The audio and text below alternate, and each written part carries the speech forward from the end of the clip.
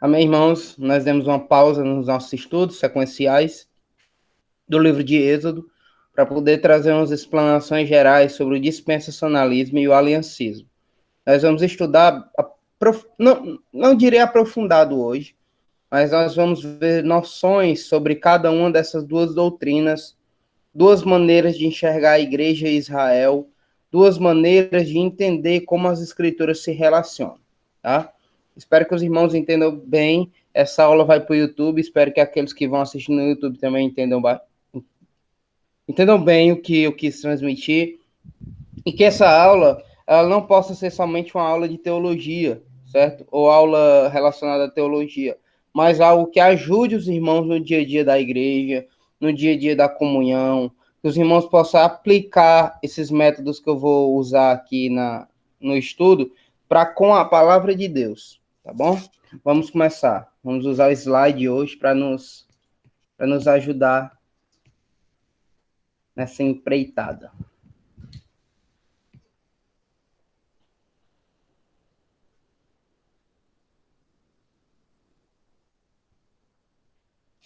Conseguem ver?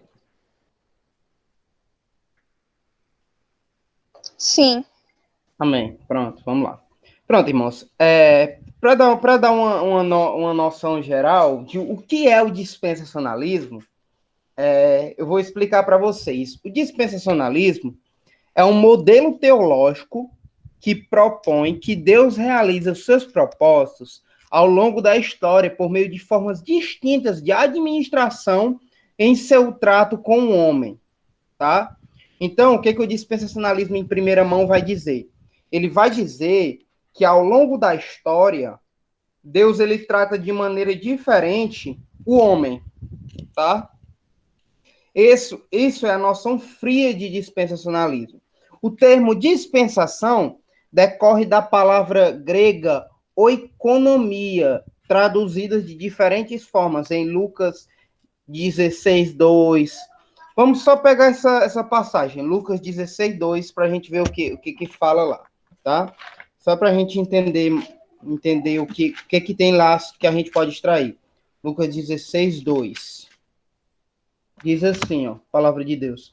Então, mandando-o chamá-lo, lhe disse: que é isto que ouço a teu respeito?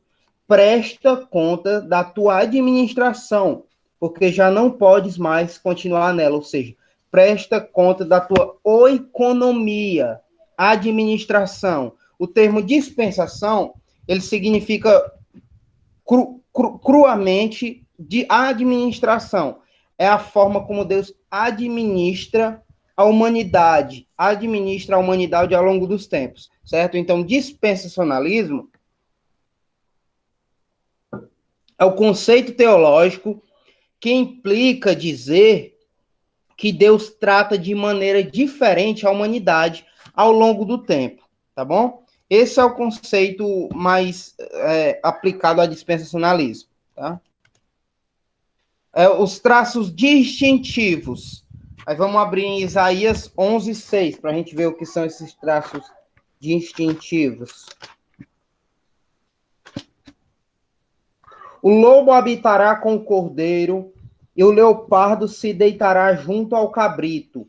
O bezerro, o leão novo e o animal cevado andarão juntos e um pequenino os guiará. Esse texto, irmão, ele é um trato distintivo da seguinte questão. Alguns olham para esse texto do versículo 6, que o lobo habitará com o cordeiro, que o leopardo se deitará junto com o cabrito, que um pequenino, ou seja, uma criança, guiará todos esses animais. Eles olham para isso e dizem, olha, isso aqui é simbólico. Isso aqui é simbólico, isso aqui não deve ser interpretado do jeito que está aqui.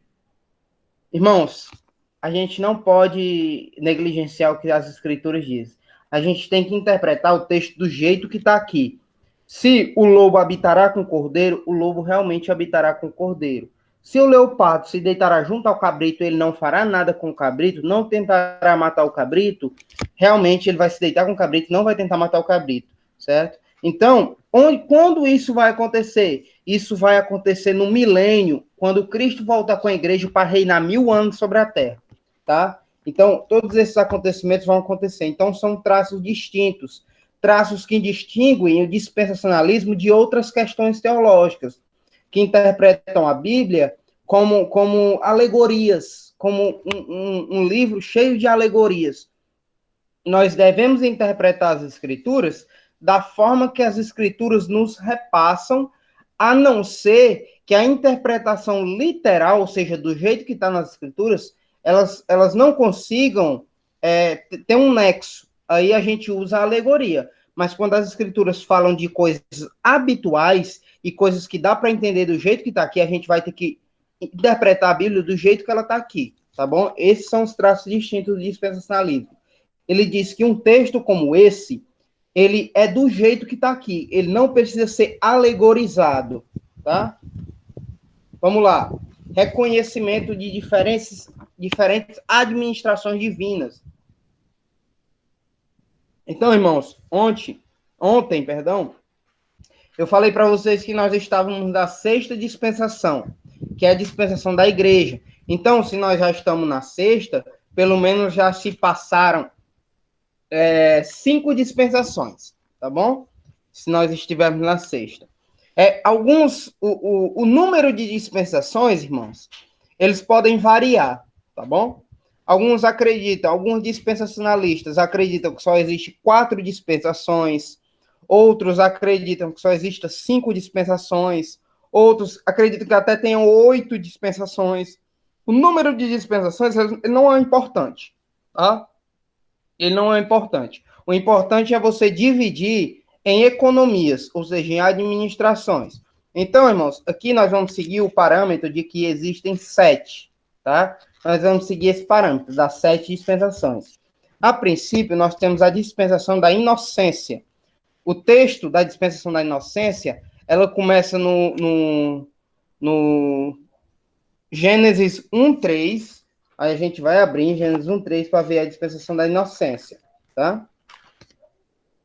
Gênesis 1:3 diz assim, ó.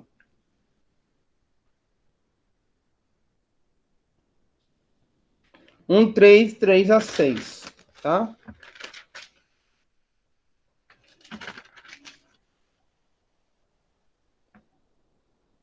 Bicho, eu nem tô entendendo isso aqui desse slide, ó.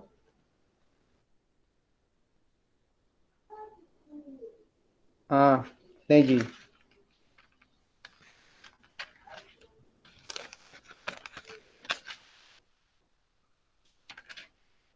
Deus disse, haja luz, e houve luz. E viu Deus que a luz era boa, e fez separação entre a luz e as trevas. Agora a gente vai ler do 3 ao 6, tá?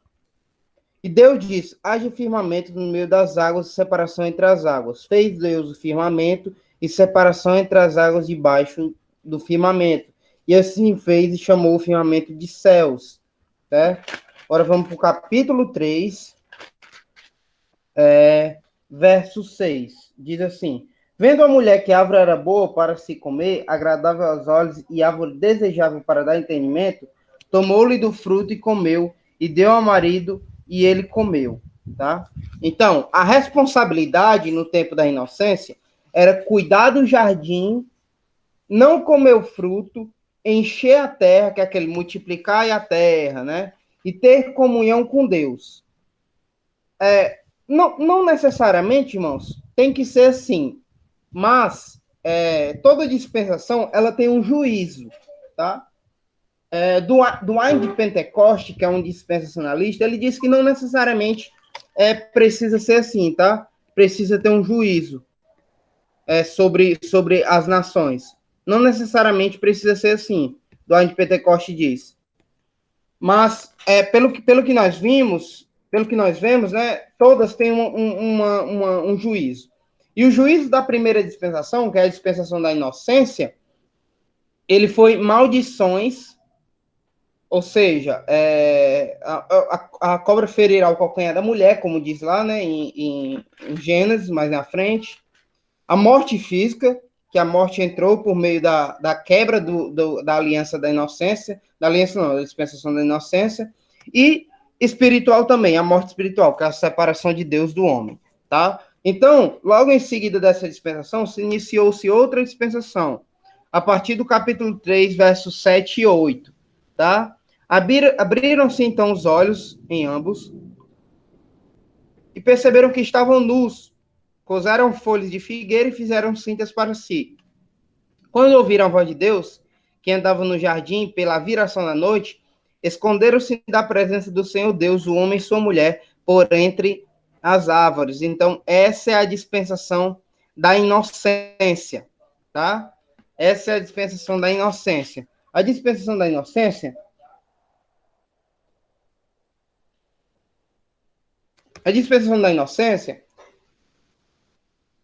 a responsabilidade era fazer o bem, tá? Fazer o bem a todos, estar sempre fazendo o bem, recolhendo sacrifícios a Deus, sacrifícios de bem, não de mal, tá? E o juízo dessa dispensação, que marcou o fim dessa dispensação, foi o dilúvio, tá? O dilúvio, ele marcou o fim da dispensação da inocência, tá bom?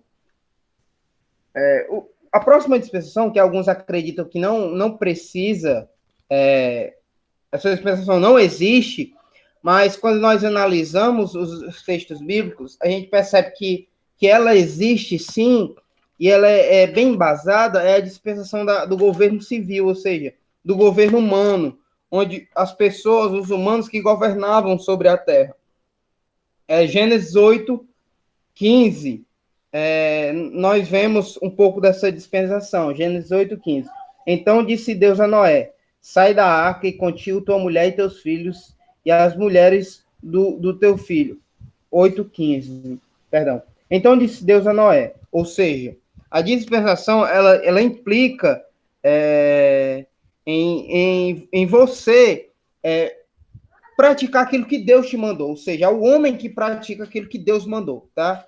Então, essa é a dispensação do governo civil, ou seja, o homem que iria governar, mesmo que mandado por Deus, mas era o homem que ia praticar a governança, tá?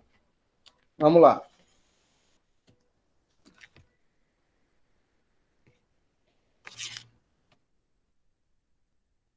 Logo em seguida, vem a patriarcal, né? O texto bíblico vai de Gênesis 11 e 10, tá? Gênesis 11 e 10. O que diz em Gênesis 11 e 10? Vamos lá, essa é a dispensação patriarcal. São essas gerações de Sem. Ora, ele era da idade de Sem quando gerou Artafaxes.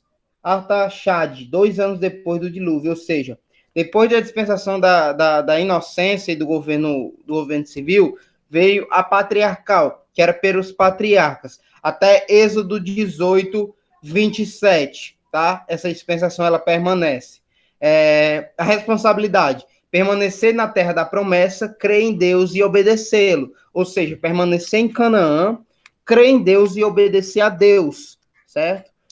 Quando nós olhamos nas escrituras, nós vemos exatamente como isso aconteceu.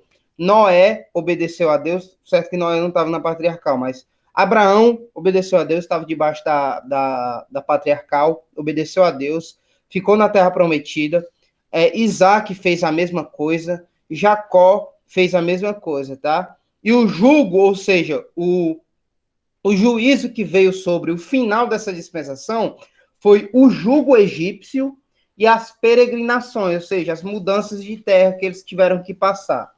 Aí, logo em seguida, vem a dispensação que a gente estudou ontem, certo? Vem essa dispensação, que é a dispensação da lei mosaica, que foi entregue no Monte Sinai, que a gente estudou no capítulo 19.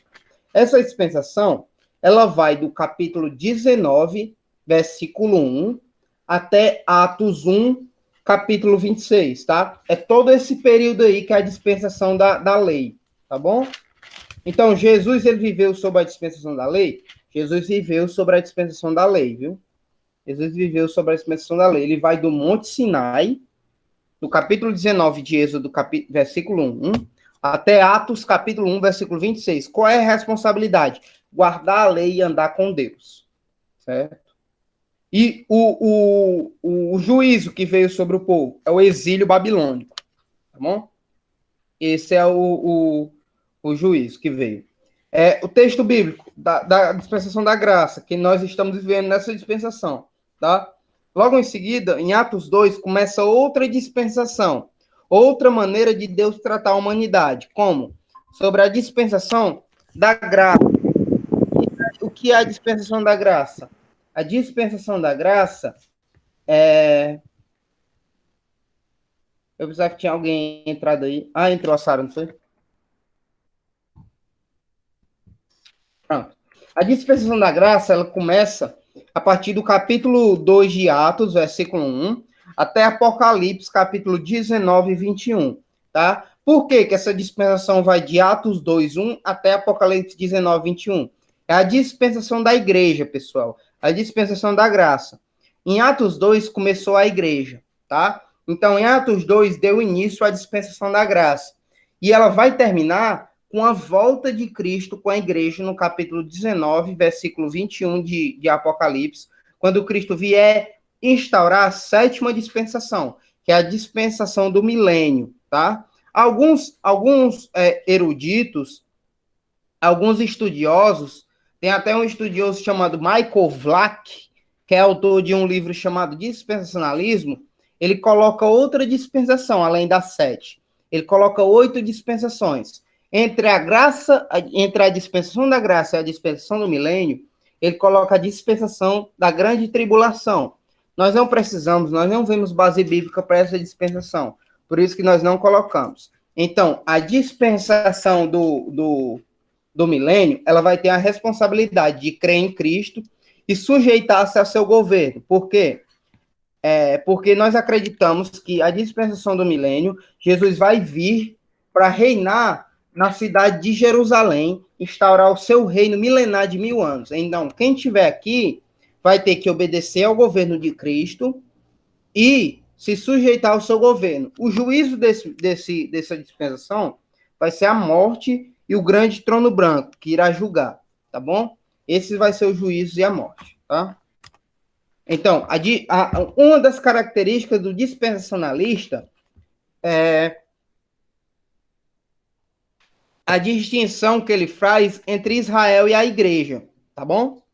Então, irmãos, nós cremos que há promessas que Deus fez para Israel que vai se cumprir com Israel, tá bom? E há promessas que Deus fez à igreja que vai se cumprir com a igreja. Alguns hoje em dia falam, a igreja é o Israel de Deus. Não, a igreja não é o Israel de Deus. Israel é Israel, a igreja é a igreja. A igreja não tomou o lugar de Israel nos planos de Deus, tá? A igreja, ela é uma progressão do plano de Deus, mas ela não tomou o lugar de Israel. Israel ainda tem lugar nos planos de Deus. Há promessas que Deus fez a Israel que ainda vão se cumprir, tá bom? Por isso que nós fazemos a distinção entre Israel e a igreja. Os dois é o povo de Deus, beleza. Israel e a igreja são o povo de Deus, mas Israel, ele tem promessas que vão se cumprir etnicamente com eles, com aqueles israelitas, e não com a igreja, tá? Quando Deus fez uma promessa à igreja, a promessa a Israel, que eles iriam tomar a terra para eles, a terra de Canaã, eles vão tomar a terra de Canaã, não vai ser a igreja, vai ser Israel que Deus vai dar a terra de Canaã, para que Abraão habite nela, como as escrituras dizem, que Abraão vai tomar a terra. E Abraão morreu sem tomar a terra. Então, Deus vai dar essa terra a Abraão em algum período da história que nós cremos ser no milênio, que vai ser do capítulo 20 de Apocalipse, tá? Quando Deus vem com a igreja reinar na terra e aqueles mortos vão ressuscitar. Com certeza Abraão também vai estar entre eles, o pai da fé, né? E ele vai entregar essa promessa que ele deu lá em Gênesis, tá bom? Então, primeiro tópico. A igreja como comunidade habitada pelo Espírito passou a existir somente a partir de Atos 2, tá? Então, nós cremos, nós dispensacionalistas, que a igreja começou, só teve início a partir de Atos capítulo 2, tá bom?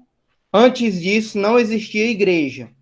A igreja passou a existir em Atos capítulo 2, tá? Gravem isso.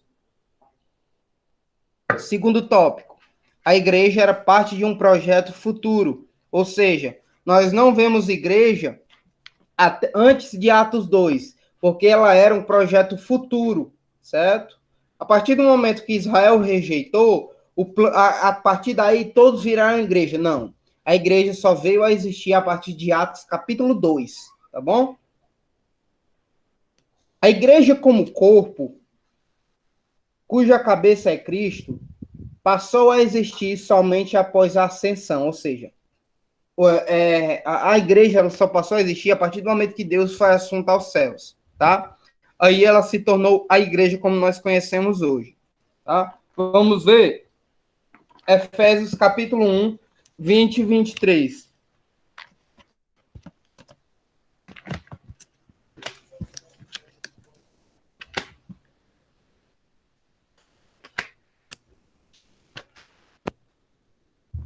Efésios 1, 20 e 23 diz assim: o qual exerceu ele em Cristo, ressuscitado dentre os mortos, e fazendo-o assentar à sua direita nos lugares celestiais, acima de todo principado e potestade, e poder, e domínio, e todo nome que se possa se referir, não só no presente século, mas no vindouro, e pôs todas as coisas debaixo do seu pé, para ser o cabeça sobre todas as coisas, o deu à igreja. Ou seja, Deus ele só veio a ser o cabeça da igreja, cujo corpo é a igreja, a partir do momento que ele foi assunto aos céus, quando ele ganhou os lugares nas mansões celestiais, tá bom?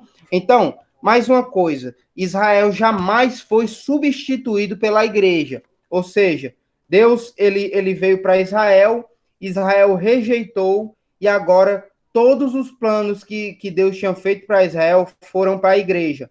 Isso não existe, tá? Nós não cremos nisso. Nós não cremos que todas as promessas que Deus fez à igreja, elas vieram a ser de Israel agora, tá? Nós não cremos nisso. Então vamos ver alguns textos aí que indiquem isso, que Israel jamais foi substituído pela igreja. Romanos capítulo 9, 3 e 4.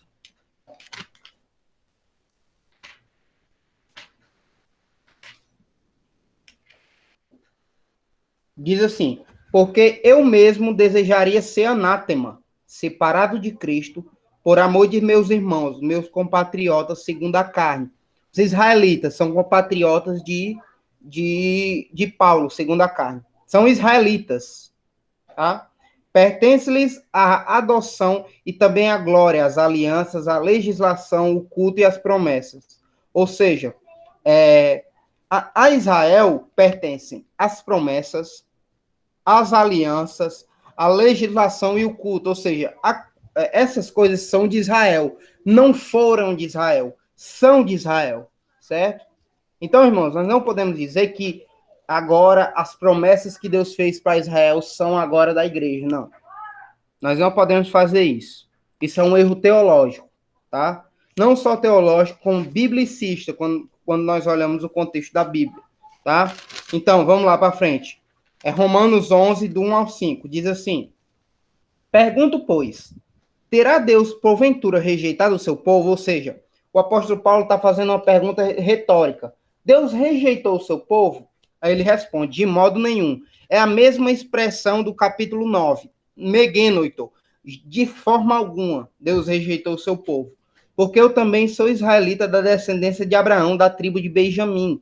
Deus não rejeitou o seu povo, a quem de antemão conheceu. Ou não sabeis o que a Escritura refere a respeito de Elias, com insta perante Deus contra Israel, dizendo: Senhor, mataram os teus profetas, arrasaram os teus altares, e só eu fiquei, e procuram tirar minha vida.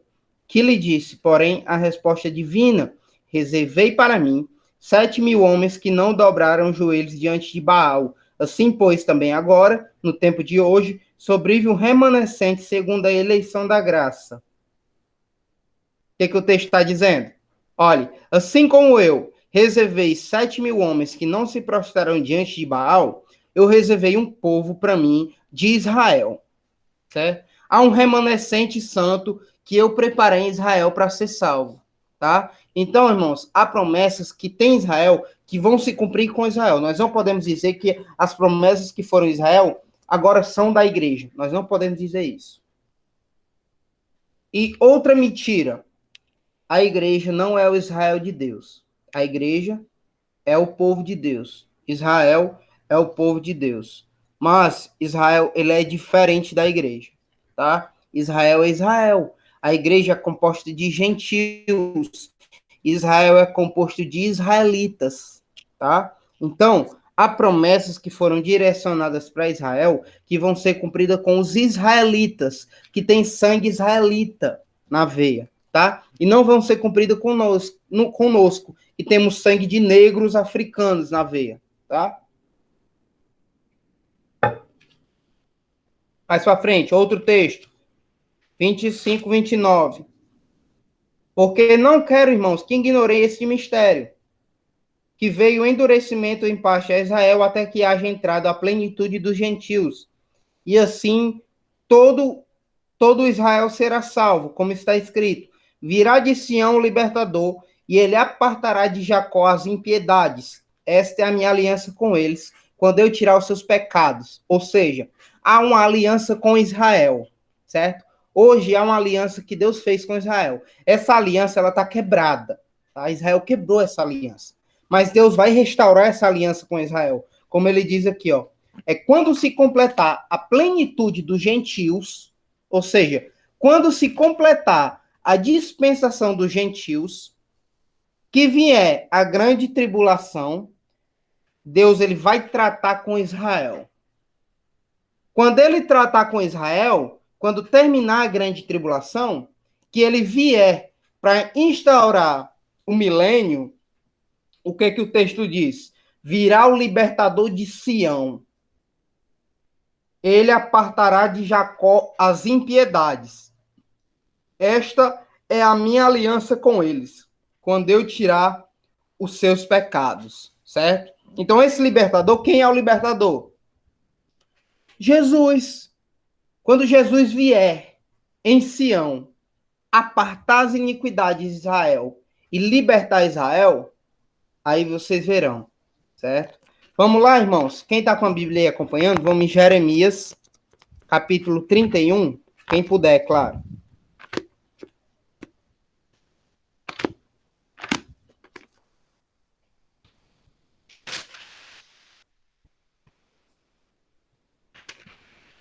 Jeremias 31, versículo 1, diz assim: Naquele tempo, diz o Senhor, serei o Deus de todas as tribos de Israel, e eles serão o meu povo.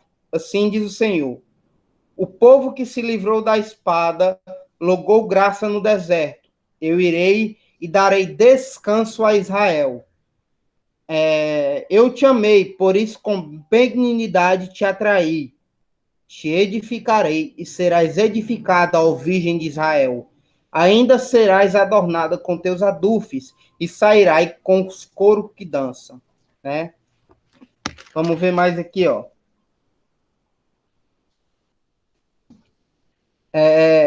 31, versículo 38. Diz assim: Eis que vem dias, diz o Senhor, em que esta cidade será reedificada para o Senhor, desde a torre de Ananel até a porta da esquina. O cordel de medir estender-se-á para diante, até o outeiro de Jarebe, e virar-se-á para Goa. Todo o vale de cadáveres e de cinza, e todos os campos até o ribeiro Cedron, até a esquina da porta dos cavalos para o oriente, serão consagrados ao Senhor. Esta Jerusalém jamais será destruída ou desarraigada, ou seja, há promessas, pessoal, de que Israel jamais será destruído, tá? Há essa promessa de que Israel jamais vai ser destruído, tá? Nós vemos essa promessa aqui em Jeremias 31. Alguns vão dizer, os aliancistas vão dizer, mas essas promessas são espirituais. Irmãos, isso é muita falta de consenso, irmãos. É muita falta de bom senso. A gente vai olhar para o que o autor da Bíblia escreveu e vamos dizer, não, ele não queria dizer isso. Era? A gente vai fazer isso com a Bíblia? A gente vai fazer essa covardia mesmo com as escrituras? A gente vai olhar para a Bíblia e vai dizer, não, mas o autor bíblico não queria dizer isso. Irmãos, pelo amor de Deus, a gente não pode pegar a Bíblia e tratar como se fosse um livro qualquer, como a gente interpreta de qualquer jeito. a gente usa de palavras de qualquer jeito. A gente tem que interpretar a Bíblia do jeito que ela nos repassa, até que isso prove o contrário, até que não se possa usar esse método, tá? Então, outro ponto.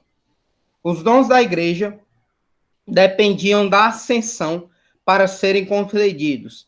Efésios 4, do 8 a 11. Vamos para lá. Então, os dons que Deus concedeu, ele dependia que Deus fosse aos céus, fosse assunto aos céus? Vamos analisar, tá? Eu vou disponibilizar esse slide, irmãos, para que vocês possam estudar ele, se vocês quiserem. 4, do 8 a 11. Diz assim: por isso diz, quando ele subiu às alturas, levou cativo o cativeiro e concedeu dons aos homens. Ora, que quer dizer subiu, senão que também havia descido até as regiões inferiores da terra? Aquele que desceu também é o mesmo que subiu acima de todos os céus para encher todas as coisas. Ou seja, aquele que subiu é o mesmo que concedeu dons aos homens. Então, os dons da igreja dependiam para ser concedido da ascensão de Jesus aos céus, tá? Vamos lá, aplicação do método. Tá sendo muito cansativo, irmãos? Vocês avisam aí no chat, tá sendo muito cansativo? Não conseguindo entender?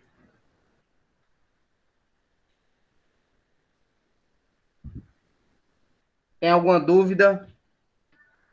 Podem falar.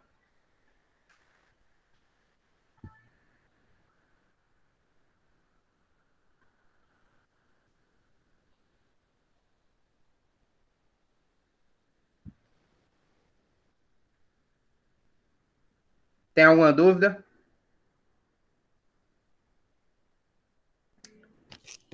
Se não tiver nenhuma dúvida, vou continuar. Vamos lá. Pronto. Quando aparecer a tela, vocês me avisem se apareceu. Apareceu. Pronto. Aplicação do método hermenêutico histórico-gramatical às profecias. Exemplo de textos interpretados de forma não simbólica. Ou seja, irmãos, o método hermenêutico histórico-gramatical é aquele que a gente aplica às profecias e entendem as profecias do jeito que ela está lá. Um exemplo é isso que eu falei para os irmãos no começo, de Isaías, onde o cordeiro caminhará com o lobo. Isso é uma profecia que não deve ser interpretada de forma simbólica. Ela deve ser interpretada do jeito que está lá. Se está lá dizendo que o meninozinho ia apacentar os leões, então o meninozinho vai apacentar os leões, tá? Nós temos que interpretar as profecias do jeito que elas são nos apresentadas, até que se prove o contrário. Ou seja, quando diz lá, um dragão virá, um dragão, uma mulher e um dragão, a gente não pode interpretar isso literalmente, porque isso aí é uma linguagem figurada, certo? A gente tem que interpretar coisas que são do dia a dia comum, até que se prove o contrário. Vamos usar de alguns exemplos. Vamos pegar aqui Isaías 11, do 1 ao 9. Para me explicar melhor os irmãos. Isaías 11, do 1 ao 9. Tá?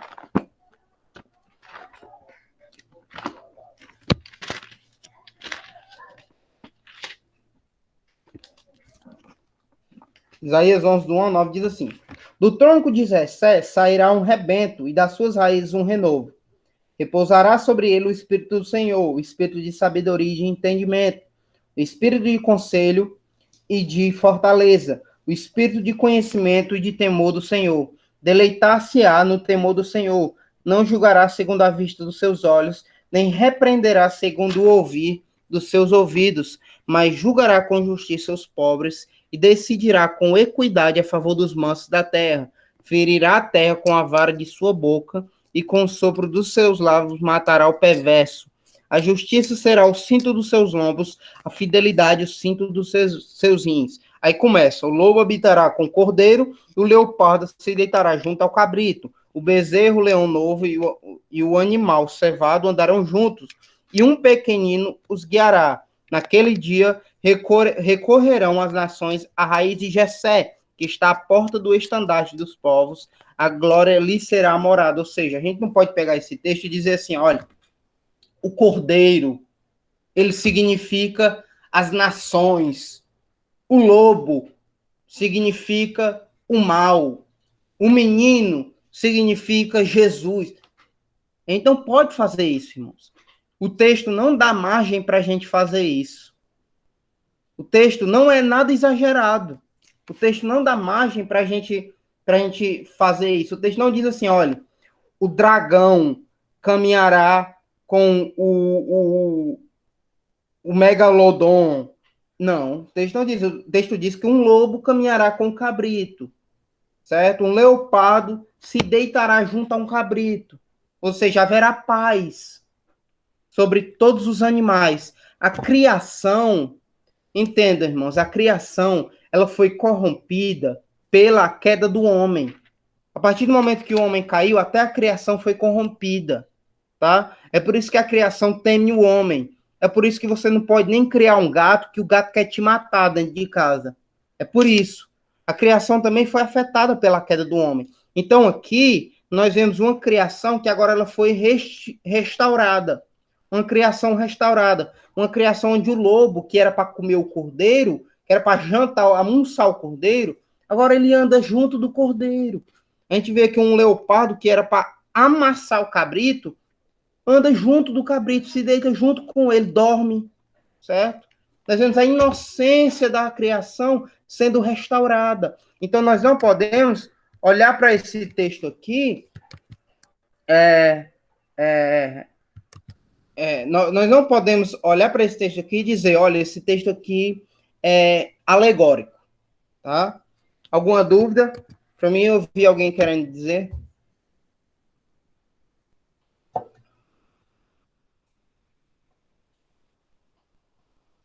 Será que aquilo do Mar Morto, que a mãe repete tanto, que ela fala de Israel, é uma passagem bíblica? Para mim era uma passagem bíblica, mas ela foi usada distorcidamente, certo? A passagem que ela usa está se referindo ao milênio, mas ela usa de uma forma que distorcida, não é relacionada ao milênio que ela está dizendo, é relacionada a hoje em dia, aqueles negócios que estão lá no Mar Morto, né? Mas é uma passagem distorcida, porque esse pessoal da Igreja Peniel, eles usam um método chamado método historicista. Nós não concordamos com esse método historicista, tá? Vamos lá, Jeremias 31, do 31 ao 7. Eu acho que eu já falei para os irmãos esse texto. Foi esse texto que eu falei para os irmãos? 31, peraí, eu nem falo mais. Não. Eis que vem dias em que firmarei nova aliança com a casa de Israel e com a casa de Judá, não conforme a aliança que fiz com seus pais, no dia em que tomei pela mão para os tirar da terra do Egito, porquanto eles anularam a minha aliança. Não obstante, eu os haver desposado, diz o Senhor, porque esta é a aliança que firmarei com a casa de Israel depois daqueles dias. Na mente lhes imprimirei as minhas leis, também no coração escreverei. Eu serei o seu Deus e eles serão o meu povo. Não ensinará jamais cada um ao seu próximo, nem cada um ao seu irmão, dizendo: conhece o Senhor, porque todos me conhecerão, desde o maior até o menor. Diz o Senhor: pois perdoarei as suas iniquidades e dos seus pecados jamais me lembrarei. Pessoal, isso aconteceu? Isso aconteceu? Isso nunca aconteceu. Deus está dizendo desse jeito, olha, haverá um tempo, pelo profeta Jeremias, haverá um tempo em que eu firmarei uma nova aliança com Israel. E essa nova aliança, eu vou tirar o coração de pedra dele e vou colocar um coração de carne. E agora, ninguém vai dizer, ei, conhece o Senhor? Não, porque eu vou ser conhecido entre todas as nações, certo? E eu apagarei todos os pecados de Israel. Pera. Os aliancistas.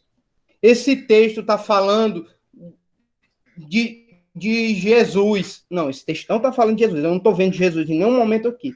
Nesse texto aqui nem cita Jesus. Nem muito menos faz inferência de Jesus nesse texto. Esse texto aqui está dizendo do trato de Deus com Israel. Olha, Não é mais a lei que eu dei, que eu tirei vocês do Egito. Agora eu vou trazer uma nova aliança sobre vocês, a qual eu vou tirar esse coração duro de vocês e vou colocar um coração de carne, um coração que vocês vão me conhecer, vão saber que eu sou o Senhor, tá? Não para frente, senão a gente não acaba nunca. Crença no milênio literal, tá? A crença no milênio literal, ou seja, no capítulo 20 prestem bem atenção nisso, que isso é uma das partes mais importantes, tá? Capítulo 20 de Apocalipse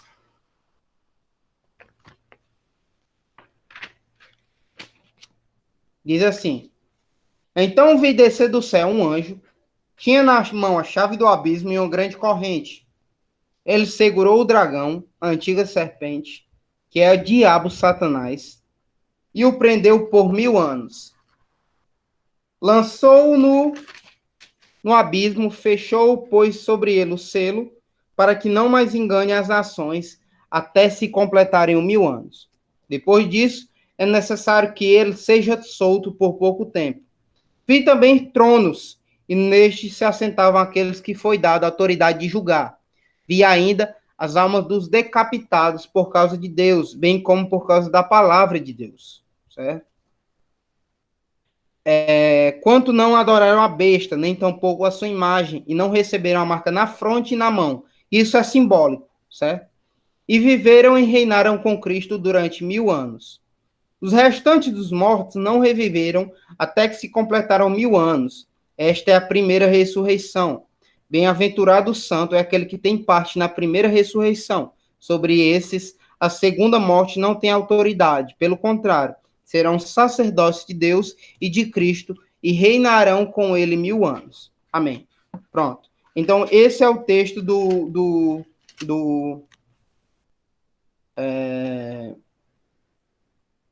milênio, que fala sobre o milênio. O milênio aqui, pessoal, ela é um milênio literal, ou seja, ela é de 1000 anos. Há um grupo chamado amilenista, que eles acreditam que esse 1000 anos aqui ele é interpretativo. Ele, na verdade, não é 1000 anos literais, 1000 anos.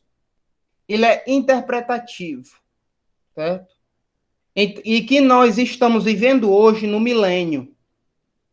Nós estamos vivendo 1000 anos de paz. Pelo amor de Deus, né, irmãos? Nós estamos vivendo paz, nós estamos em paz. O texto diz que Satanás vai ser aprisionado. Eles acreditam que Satanás está sendo aprisionado, está preso hoje. Por isso que tem aquela expressão, está amarrado. O diabo está amarrado. Não, irmãos, o diabo não está amarrado. Ele está muito mais solto do que você pensa, tá? Essa concepção é uma das concepções dos pais da igreja, Agostinho de Hipona, certo? Eles são milenistas, eles não acreditam no milênio literal, tá? Eles acreditam que é interpretativo. Então, é bastante importante que nós creiamos que esses 1000 anos são 1000 anos literais, que esses 1000 anos Satanás vai ser preso por um anjo e Deus vai instaurar o seu reino na terra, certo? O texto aqui fala da ressurreição, ou seja, daqueles que a igreja vem e vão ser ressuscitados, aqueles que morreram para reinar com Cristo. A primeira ressurreição, tá bom? E reinarão com eles 1000 anos, que é os 1000 anos do milênio, tá? Vamos para Isaías, que o texto aí também aponta para Isaías.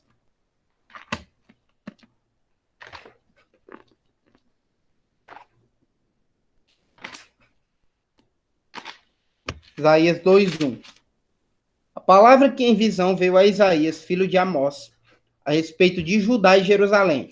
Então, aqui, a visão que veio a Isaías é a respeito de Judá e Jerusalém, tá? Nos últimos dias, acontecerá que o monte da casa do Senhor será estabelecido no cimo dos montes, e se alavarão sobre os outeiros, para ele afluirão todos os povos. Irão muitas nações e dirão, vinde e subamos ao monte do Senhor e à casa do Deus de Jacó, para que nos ensine os seus caminhos e andemos pelas suas veredas, porque de Sião sairá a lei e a palavra do Senhor de Jerusalém. Ele julgará entre os povos e corrigirá muitas nações. Estas se converterão as suas espadas e flechas de arados e suas lanças em podadeiras.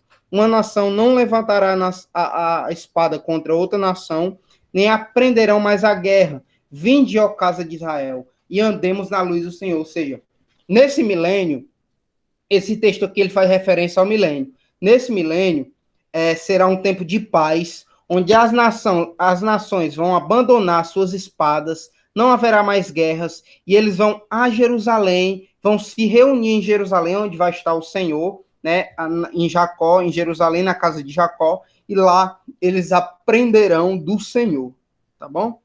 Então, esse é o milênio. 1000 anos de paz, onde Deus vai reinar em Jerusalém, tá bom? Até aí entendido, pessoal? Alguma dúvida? Até aí tá entendido?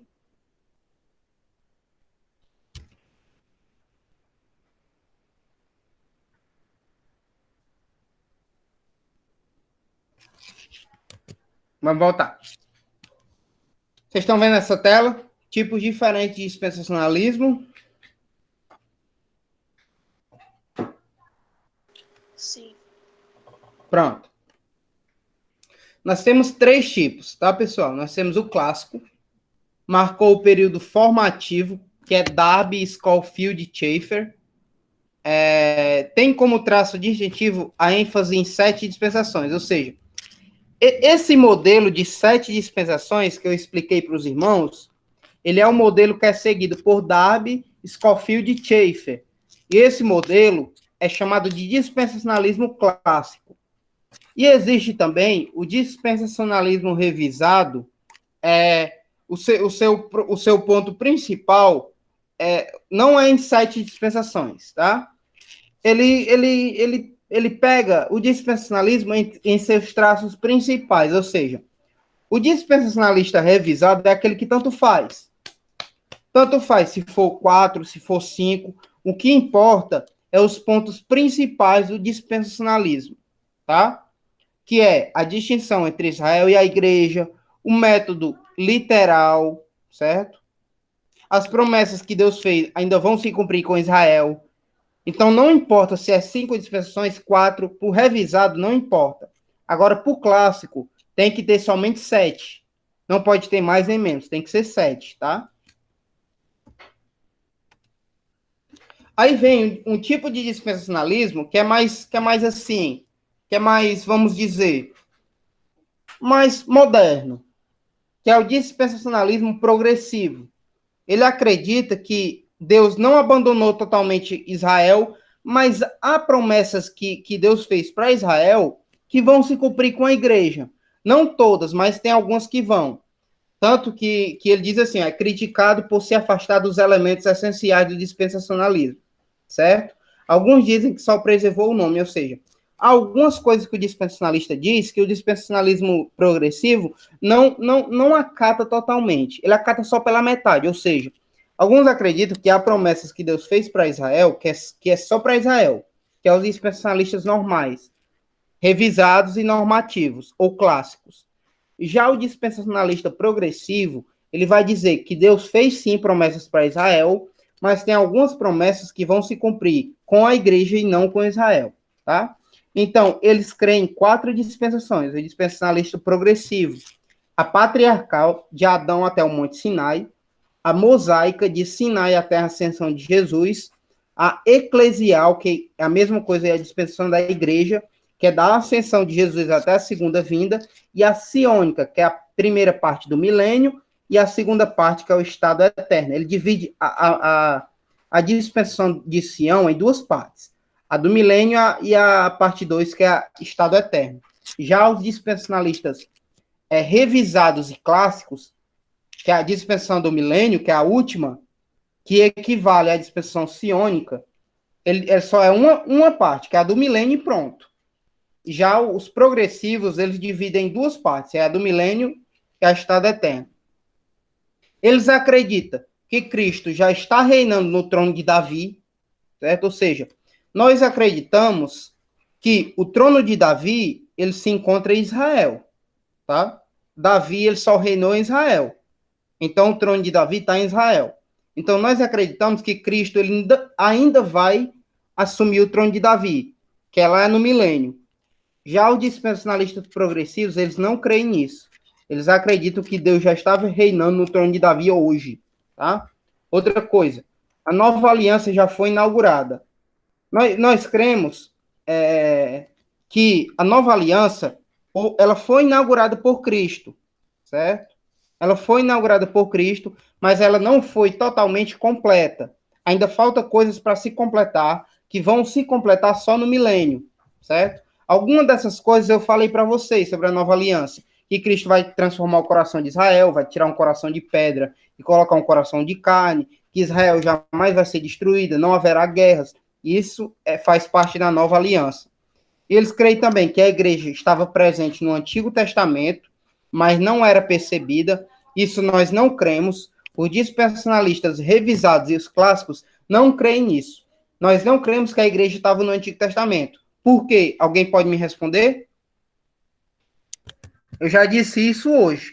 Por que a igreja não pode ser percebida no Antigo Testamento? Eu já disse isso hoje. É simples a resposta.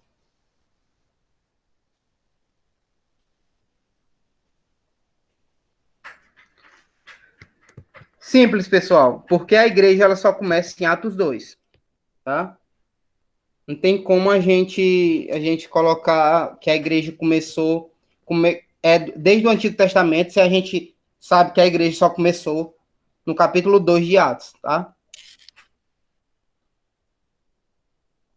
Eles acreditam que a salvação é holística, ou seja, envolve política, ação social, uma vez que o reino davídico já começou. Então, os dispensacionalistas progressivos, eles vão estar sempre em campanhas sociais para ajudar a sociedade, porque eles acreditam que a ação social é também envolvida na salvação, tá?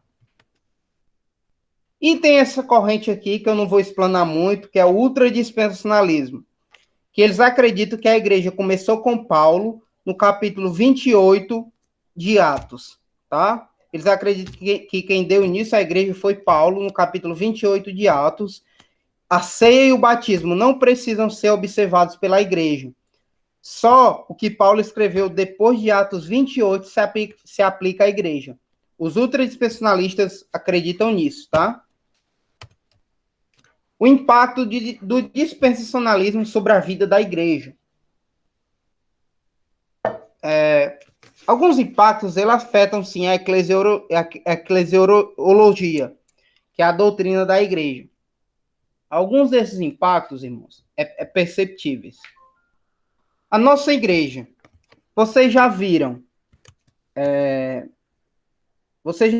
hoje na nossa igreja alguém que não seja o pastor dando ceia?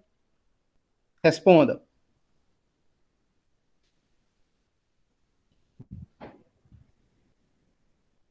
Vocês já viram na igreja alguém que não seja o pastor dando ceia na nossa igreja?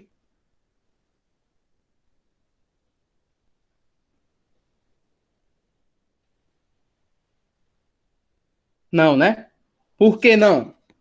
Porque é bem simples a resposta. O dispensacionalismo, ele diz que o dispensacionalista ele vai dizer assim, olha, o mesmo espírito que está no obreiro, ele está também no irmão da igreja. Os aliancistas, eles vão dizer a seguinte coisa: o sacerdote é o pastor. Então, só o pastor pode dar ceia, só o pastor pode celebrar um batismo, certo? Certo que o batismo é celebrado também pelo pastor, certo? Só pelo pastor. Mas a ceia, só quem pode dar é o pastor. Nós não cremos nisso. Os dispensacionalistas creem que qualquer membro de correta conduta pode dar a ceia do Senhor. Qual o problema? Qualquer membro reto de conduta pode dar a ceia ao Senhor. A ceia do Senhor. Tá? Não precisa necessariamente só ser o pastor para dar ceia. Os dispensacionalistas creem desse jeito, tá? Então, isso são algumas vamos dizer, implicações na vida da igreja. Ó, o livramento da lei mosaica, inclusive dos 10 mandamentos. Então, pessoal, nós cremos que A lei mosaica não serve para nós, tá? Inclusive os 10 mandamentos não servem para nós. Aí ele coloca aqui, ó, porém note-se Romanos 7,6. Então vamos lá, Romanos 7,6 notar. O que ele quer dizer?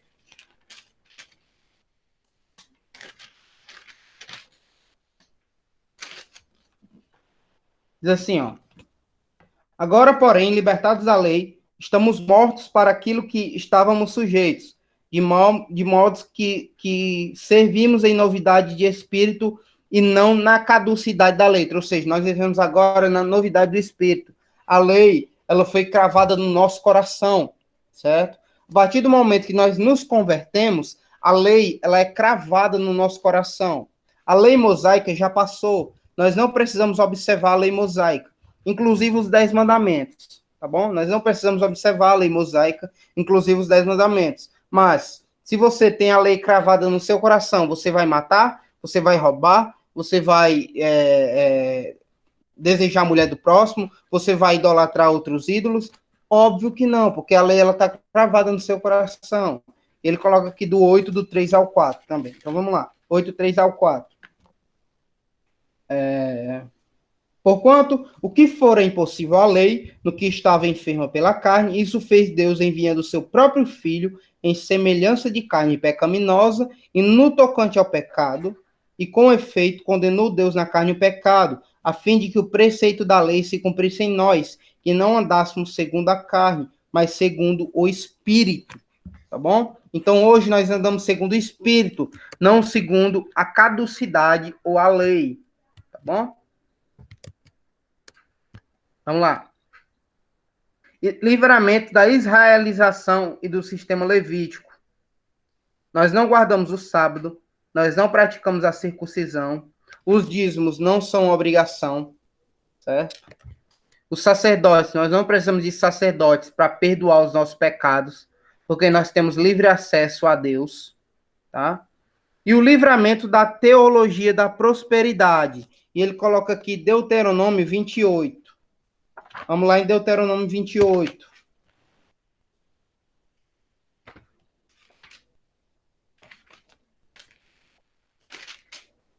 Deuteronômio 28. Eu vou ler só um pequeno negócio aqui para os irmãos entenderem. Ela diz assim, ó. Se atentares e ouvirem o Senhor teu Deus, tendo cuidado de guardar todos os seus mandamentos que hoje eu ordeno, o Senhor teu Deus te exaltará sobre todas as nações da terra.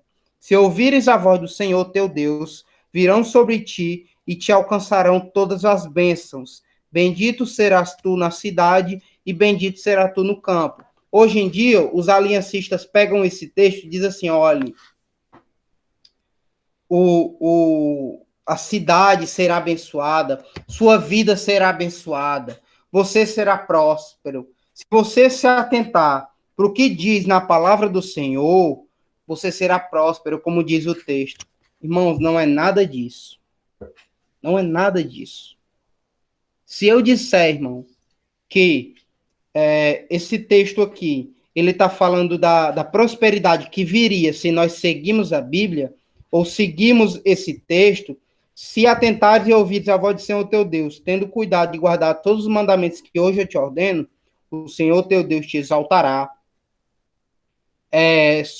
você alcançará bênçãos, seus celeiros serão fartos, o fruto do seu ventre, da tua terra, fruto do teu animal, das tuas ovelhas, bendito o teu cesto e a tua amassadeira, bendito serás ao entrar e quando saíres. Se a gente disser, irmãos, que isso aqui é consequência da obediência, ou seja, se eu obedecer, eu vou ter tudo isso, não importa o que for, se eu obedecer, eu vou ter tudo isso, como é que eu vou explicar esse texto para uma senhorinha da nossa igreja que é fiel ao Senhor, que é pobre?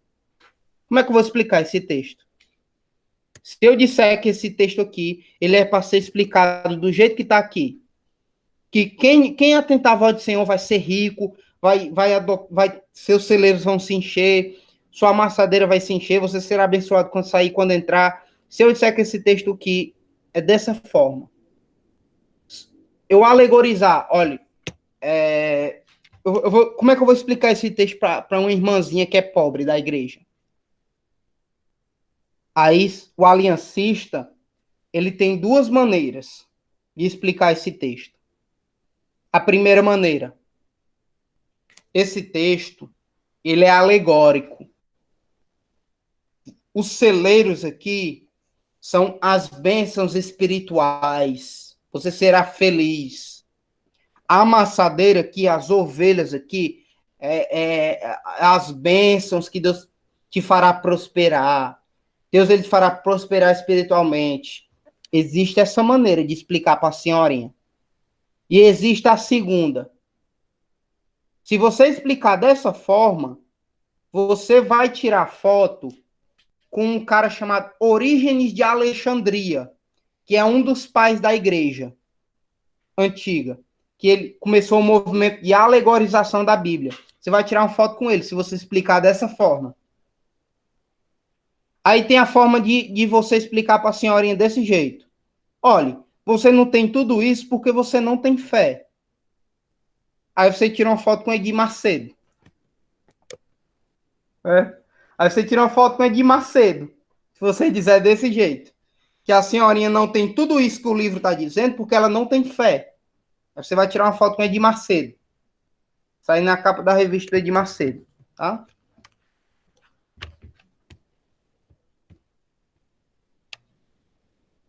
A contraproposta aliancista. Olha, pessoal. Vocês querem deixar o aliancismo para amanhã ou eu continuo? Vocês que sabem. E aí? Deixa o aliancismo para amanhã ou continuo?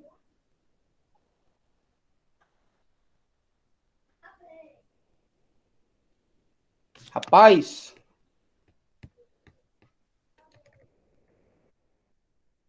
tem uns slidezinhos aqui. Mas eu quero a opinião das três. Diga aí. Deixa para amanhã.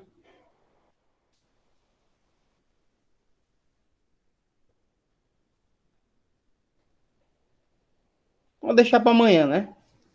Vamos deixar para amanhã.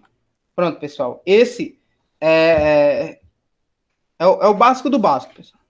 Esse aqui é o básico, certo? Que eu dei para vocês. Vocês conseguiram entender mais ou menos o que é o dispensacionalismo? Conseguiram entender?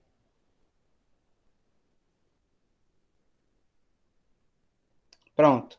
Se vocês conseguirem entender o básico, já tá ótimo. Tá ótimo. Se vocês conseguirem entender o básico do dispensacionalismo, já tá ótimo, tá? Se vocês conseguirem distinguir Israel da igreja, olharem para as promessas da Bíblia, identificar que essa promessa é para Israel e essa é para a igreja, já tá ótimo, tá? Isso é o básico. Amanhã nós vamos ver o aliancismo. Hoje nós vimos o dispensacionalismo, amanhã é o aliancismo, tá? Se vocês querem se aprofundar, eu tenho alguns livros. Vai no meu PV e pede indicação que eu vou indicar para vocês. O livro sobre dispensacionalismo, tá? Pessoal, eu espero que esse estudo não seja só mais uma aula de teologia ou algo do tipo. Eu espero que vocês consigam usufruir desse estudo na obra de Deus, que vocês possam, nos seus devocionais, nos seus estudos da palavra de Deus, possam inserir o que eu expliquei para vocês. Que vocês possam meditar na palavra de Deus, que vocês possam também ter na cabeça de que Deus ele faz promessas e ele cumpre as suas promessas, tá? Ele é o Deus das promessas e das promessas que ele cumpre, que ele ordena e cumpre, tá, pessoal? Espero que vocês tenham gostado do estudo. Espero que vocês tenham aprendido bastante coisa. Eu vou upar ele no YouTube e vou mandar o link no grupo. Certo, pessoal? Que Deus abençoe cada um de vocês. Vamos orar. Em seguida eu vou encerrar. Senhor Deus, nosso Pai eterno, eu te agradeço por esse estudo, Senhor, que fizemos. Estudo esse, Senhor, que possa ser para honra e glória do teu nome.